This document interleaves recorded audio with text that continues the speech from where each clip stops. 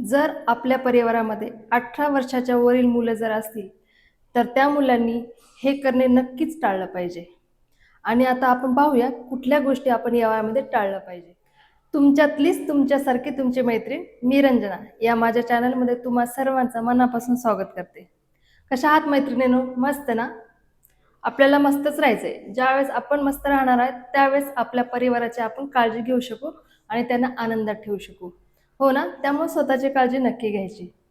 आणि चला तर मग आज चर्चा करायची आपल्याला आपल्या घरामधील जे 18 वर्षापुढील मुलं असतील त्यांच्यासाठी हा मी जे आज सांगणार आहे ते टिप्स आहेत छानसे. तर त्यांच्यासाठी हा छान व्हिडिओ होणार आहे. तर आपल्या परिवारामध्ये जर 18 वर्षाच्या पुढील मुलं जर असतील, म्हणजेच जसे की ते त्याच्या आता कॉलेजच्या जीवनामध्ये असतील किंवा जस्ट आता ते आपल्या करिअरला सुरुवात करत असतील, अशा मुलांसाठी अशा काही गोष्टी आहेत ते त्यांनी टाळल्याच पाहिजे. जर त्यांनी ह्या गोष्टी टाळल्या तर आपल्याला खूप चांगलं असं भविष्य मिळणार आहे. तर चला मग आपण कुठल्या गोष्टी टाळल्या पाहिजे हे आता बघूया. तर नंबर 1 ला आहे उशिरा उठणे टाळलं पाहिजे. सगळ्यात महत्त्वाची गोष्ट, जर आपण आपल्या दिवसाची सुरुवात लवकर केली, तर आपला दिवस एकदम छान जातो आणि टाईम व्यवस्थित मॅनेजमेंट होतं. त्यामुळं मुलांनी उशिरा उठणं टाळलं पाहिजे आणि लवकर उठून जे त्यांचे एक्स्ट्रा कामं वगैरे असतील किंवा वाचन, लिखाण काहीही असेल, ते त्या टाईममध्ये ते करू शकतील. त्यामुळं त्यांनी उशिरा उठणं टाळलं पाहिजे. नंबर 2 वरती आहे, जास्त वेळ फोनवरती स्क्रोल करत बसणे. आता तुम्हाला सगळ्यालाच माहिती आहे, आपले सगळे कामं जे पेंडिंगमध्ये राहतात किंवा उशिरा होतात, ती सर्व मोबाईलमुळे होतात. तर मुलांनी कटाक्षपणे हे लक्षात घेतलं पाहिजे, की त्यांनी मोबाईल थोडासा आपल्यापासून दूर ठेवला पाहिजे. मान्य आहे, आता सगळं आपल्या मोबाईलवरती आहे, पण आवश्यक आवश्यक त्या गोष्टीसाठी तुम्ही मोबाईल वापरा.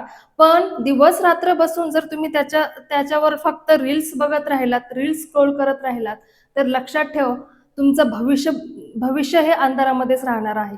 कारण हे वय असतं आपलं, आपलं भविष्य घडवण्यासाठी. त्यामुळं तुम्ही मोबाईल हे थोडंसं बाजूला ठेवा आणि जे आपल्याला भवितव्य घडवायचं आहे त्याच्याकडे लक्ष द्या. आणि हे होणार आहे जरा तुम्ही जर मोबाईलमधलं डोकं थोडंसं बाहेर काढा. 3 वरती आहे, उशिरापर्यंत जागरण करणे. जागरण कशासाठी करतो आपण? परत तोच मुद्दा आला. जास्तीत जास्त तर आपण टीव्ही किंवा जास्त प्रमाणामध्ये मोबाईल.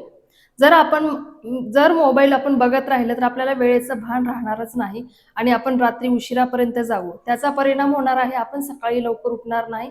त्याचबरोबर आपल्या तब्येतीवरती पण त्याचा परिणाम होणार आहे. त्यामुळे तुम्ही उशिरापर्यंत जागणं हे टाळलंच पाहिजे, जेणेकरून तुम्ही सकाळी लवकर उठू शकणार. नंबर 4 वरती आहे, आपल्या जीवनाला कुठलं पण ध्येय न ठेवणे. म्हणजे आपल्या जर जीवनामध्ये कुठला ध्येय असला, तर आपण ते ध्येय पूर्ण करण्यासाठी पूर्णपणे त्याच्यामध्ये अ, शिरून काम करू. त्याच्यामध्ये जीव ओतू. जर आपल्या जीवनाला ध्येयच नसणार, तर आपला कुठलाच टाईम टेबल राहणार नाही. न उठण्याचा, न झोपण्याचा, न खाण्याचा कुठलाच टाईम टेबल राहणार नाही.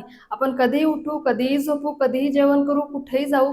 त्यामुळं लक्षात ठेवा, आपल्या जीवनाला ध्येय ध्येय असणे खूप गरजेचं आहे.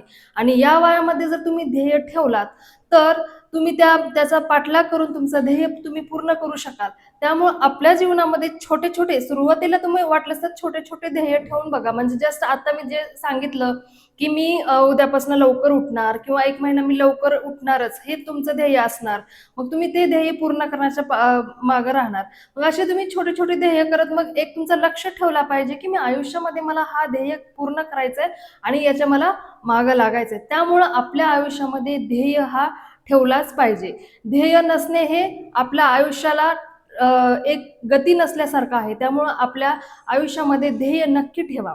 हे आपल्या भवितव्यासाठी खूप छान आहे.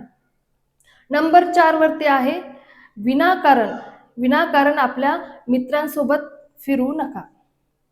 म्हणजे माझं याला विरोध नाही, की तुम्ही अजिबातच मित्रांमध्ये राहू नका किंवा मित्रांसोबत गप्पा मारू नका असं नाही, पण व्यर्थ सारखं सारखंच मित्रांसोबत बाहेर जाणं, कधी कुठे फिरायला जा किंवा आपलं असंच गप्पा मारत बसा, तर त्याच्याने काय होणार, तुमचा टाइम वेस्ट होणार आहे.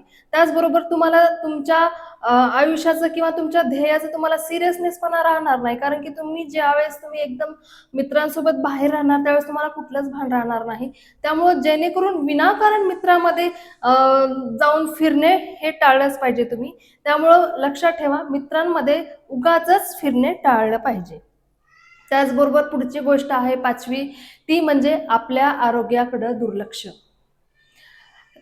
हा मुद्दा सगळ्यात महत्त्वाचा म्हणू शकते मी, कारण की ज्यावेळेस आपली तब्येत ठीक राहणार आहे त्यावेळेस आपण हे पुढचं सगळं काम करू शकणार.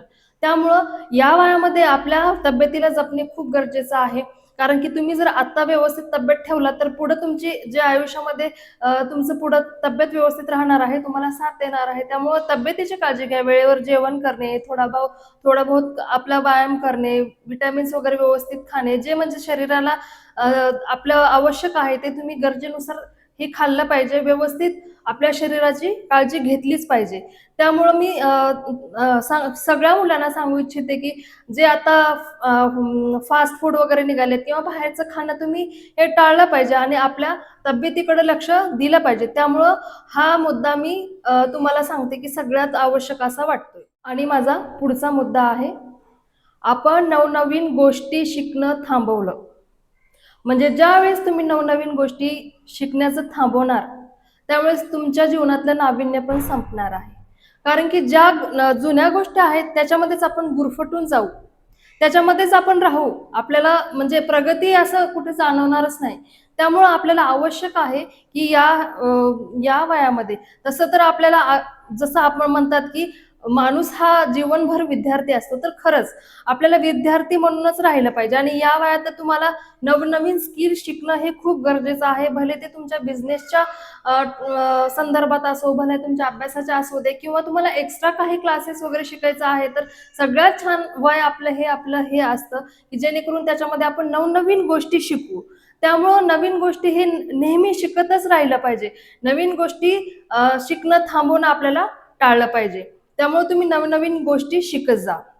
तर ह्या होत्या आपल्या या तरुण वयामध्ये जे आपल्याला भविष्यामध्ये पुढे जाण्यासाठी एक अडचण बनू शकतात. त्यामुळे या गोष्टी आपल्याला टाळल्याच पाहिजे. त्यामुळे आपल्याला ह्या गोष्टी जर आपण टाळलो तर आपल्याला भविष्यामध्ये पुढे जाण्यासाठी जास्त त्रास होणार नाही आणि आपण आपलं भवितव्य व्यवस्थित एकदम छानरित्या उज्ज्वल करू शकणार. त्यामुळे मुलांना लक्षात ठेवा की या गोष्टी तुम्ही तुमच्या जीवनामध्ये टाळण्याचा प्रयत्न करा आणि नक्कीच टाळा.